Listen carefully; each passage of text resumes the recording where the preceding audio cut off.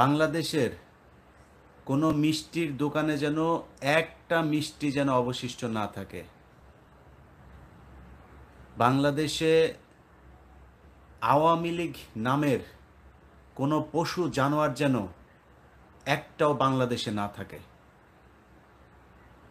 বাংলাদেশে এই গত 2 দিন 3 দিন আগের ঘটনা, যাদেরকে হত্যা করা হয়েছে সেই হত্যাকারী যদি দেশের বাইরে যেয়ে থাকে, তার সাঙ্গপাঙ্গ যারা আছে তারা যেন পালাতে না পারে।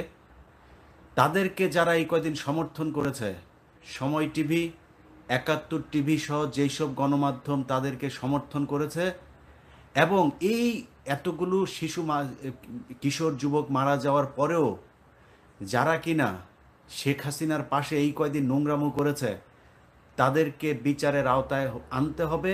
এবং এইসব টেলিভিশন পত্রিকা বাংলাদেশে কাজ করতে পারবে না। সবশেষ গণহত্যা করেছে কুমিল্লার এমপি বাহার এবং তার মেয়ে সিটি কর্পোরেশনের নবনির্বাচিত যেই ওদের যে নির্বাচন, সেই নির্বাচনে নির্বাচিত তাকে এবং তার বাবাকে যেন কোনোভাবে পালাতে দেওয়া না হয়। তাদের নিজেদের একদম প্রত্যক্ষ মদদে কালকে কুমিল্লাতে 12-13 জন শিক্ষার্থীকে হত্যা করা হয়েছে। আপনাদের সবার কাছে অনুরোধ, বাংলাদেশ গিয়েছিল সেই জায়গায় যেন আর যেতে না পারে। আপনারা দৃষ্টি রাখবেন। যারা এই বিজয় এনেছেন, এই বিজয়ের সম্পূর্ণ কৃতিত্ব আপনাদের কাছে অনুরোধ, এই বাংলাদেশের সবচাইতে বড় সমস্যা ভারত। অতএব সেই ভারত যেন এখন এই বিজয়ের মাঝখানে ঢুকে তাদের প্ল্যান বি কার্যকর করতে না পারে, সেদিকে আপনাদেরকে সজাগ দৃষ্টি রাখতে হবে। যেই সব পরিবারের সদস্যরা এই মুক্তিযুদ্ধে জীবন দিয়েছেন, যেসব পরিবারের সদস্যরা জীবন দিয়েছেন, তাদের পরিবারের সদস্যদেরকে নামকা ওয়াস্তে কোনো জরিমানা না, এমন একটা টাকার অঙ্ক দিতে হবে, সেটা হতে পারে 5 কোটি টাকা, 10 কোটি টাকা, এরকম একটা অঙ্ক দিতে হবে যাতে তারা সারা জীবন বসে খেতে পারে।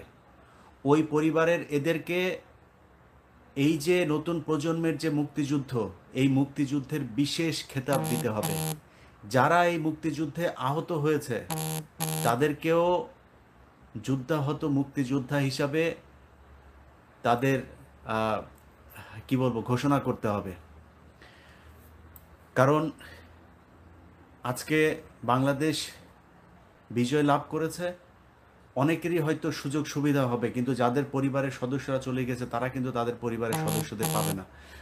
যেই পরিস্থিতিতে তারা জীবন বাজি রেখে বন্দুকের নলের সামনে দাঁড়িয়ে এই বিশাল দানব ফেরাউনের এই মহিলা ভার্সনকে বাংলাদেশ থেকে বের করেছে, তাদেরকে সারা জীবনে যদি আমরা সম্মান দিতে না পারি, তাহলে ভবিষ্যতে এই ধরনের কোনো দানব যদি আসে তাহলে কেউ রাস্তায় নেমে আসবে না। সো তাদের খুব দ্রুত, সবচাইতে আগে তাদের এটা করতে হবে। আর আওয়ামী লীগের যেসব কুকুরের ছানারা এই কয়দিন বাংলাদেশের ভেতরে হত্যাযজ্ঞ, ধ্বংসযজ্ঞ চালিয়েছে, তাদের কেউ একটাও যেন দেশে থাকতে না পারে, কোনোভাবেই যেন তারা দেশে থাকতে না পারে মানে যেটা বুঝছেন সেইটাই। হ্যাঁ, সব কিছু এখানে বলা যাবে না। সো তাদেরকে আগে যায় এই অভিযানটা শুরু করেন সারা বাংলাদেশে। শেখ মুজিবের কোনো জায়গায় কোনো ওরা যে মূর্তি বানিয়েছে, একটা মূর্তি যেন অবশিষ্ট না থাকে, এই দেশে তার কোনো চিহ্ন থাকবে না। ওই বদমাইশ যেমন ছিল, তার মেয়েও ঠিক একই ধরনের বদমাইশি করে গিয়েছে, এদের চিহ্ন বাংলাদেশের মাটিতে থাকতে পারবে না। আমি শেষ করি আপাতত। আজকে 3 রাত ঘুমাই নেই। আমার এখানে এখন 6টা বাজে, আমি সারা রাত ঘুমাই নেই। সকাল থেকেই শুনছিলাম, আজকে আর খুব বেশি আপডেট দেয় নেই, শুনছিলাম যে দেখি শেষ পর্যন্ত, কারণ এটা তো বিশাল একটা দানব। এই দানব আসলে সরবে কিনা একটা দ্বিধাদ্বন্দ্বের মধ্যে ছিলাম। কিছুক্ষণ আগে আমার এক ভাই, পুলিশের এক ভাই, আপনি নিশ্চয়ই ভিডিও দেখবেন, এতদিন আপনাদের কথা বলতে পারিনি, যারা এতদিন ধরে এই সরকারের ভেতরে ঘাপটি মেরে থেকে আপনারা মানে সত্যের পক্ষে ছিলেন, আপনাদের কথা আস্তে আস্তে সবার পরিচয়ে আমরা সামনে নিয়ে আসব।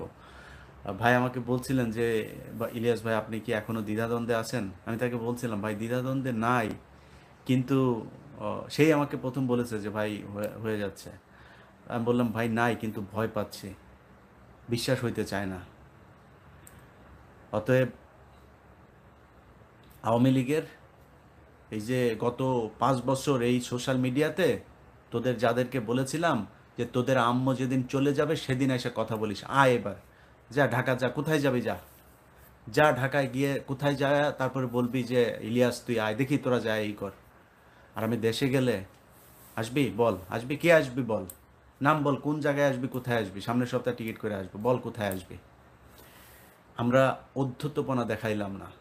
ফজরের নামাজ পড়ছি, ফজরের নামাজ পড়ে 2 রাকাত শুকরানা নামাজ পড়ছি, নফল নামাজ, নামাজ পড়ে তারপরে লাইভে বসছি। অধ্যত্বপনা দেখাইলাম না তোদের মতো, নম্র ভদ্র হয়ে বললাম জীবনে যদি নাকি মানুষ হয়ে থাকিস, মনুষ্যত্ববোধ হয়ে থাকে, এটা তোদের জন্য শিক্ষা যে পৃথিবীতে কোনো কিছুই আল্লাহ একবারে পার্মানেন্টলি দেয় নাই, এটা মাথায় রাখতে হবে। তোরা মানুষ হবি না, তোদের বুঝায় লাভ নাই, তোদের জীবনে আরো অনেক কষ্ট আছে, এটা কিছুই না। আমি মনে করি যেটা হয়েছে এটা কিছুই না, আরো বহু কষ্ট আছে, সেটা তোদেরকে সহ্য করতে হবে।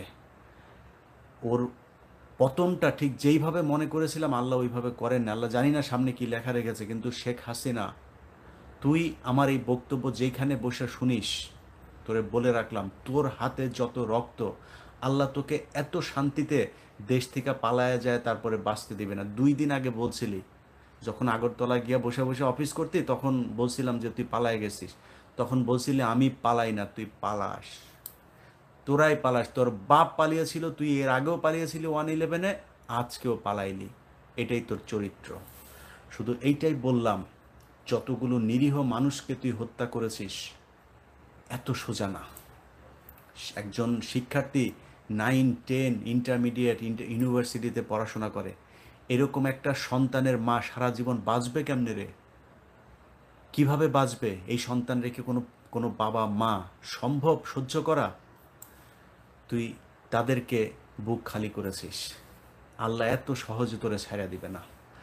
ইনশাল্লাহ বিচার হবে, খুব করুণ পরিণতি হবে তোদের। যাই হোক, যারা বিজয় উল্লাস করছেন আপনাদের কাছে আবারও অনুরোধ করছি, সময় টিভি, 71 টিভি, ওরা বল পাল্টে এখন আপনাদের পক্ষে আসবে, একটাও যেন বল পাল্টাইতে না পারে, রাস্তাঘাটে একটারও ভিড়তে দিবেন না। কোনো নিউজ যেই নিউজই করুক তাড়াতাড়ি ভুলে গেলে কিন্তু আবার কিন্তু এই শেখ হাসিনার মতো একটা আসবে, ভুলা যাবে না, মনে রাখতে হবে। আর আওয়ামী লীগের যারে যেইখানে পাবেন যারে, ওরে ওইখানে ওই শেখ হাসিনা যেরকম বুঝাইতো অমনে বুঝাইতে হবে, ওদের সাথে এত মানবিক হয়ে লাভ নাই। পাড়া মহল্লা গ্রাম যেখানে যেই জায়গায় এই যে এতদিন মাদকের ব্যবসা এলাকায় মানুষের সাথে মাস্তানি, যা আমার গ্রাম, আমার চুয়াডাঙ্গার খাসপাড়ার গ্রামে যেই কটা আছে ওই কটারে ধর মার শুরু কর, যা হয় আমি দেখবো না, যা। সবাই ভালো থাকেন, যার যার গ্রামে যার যার এলাকায় যান, শায়েস্তা করেন, তাড়াতাড়ি আজকের মধ্যে যা করার করে ফেলেন। আল্লাহ হাফেজ।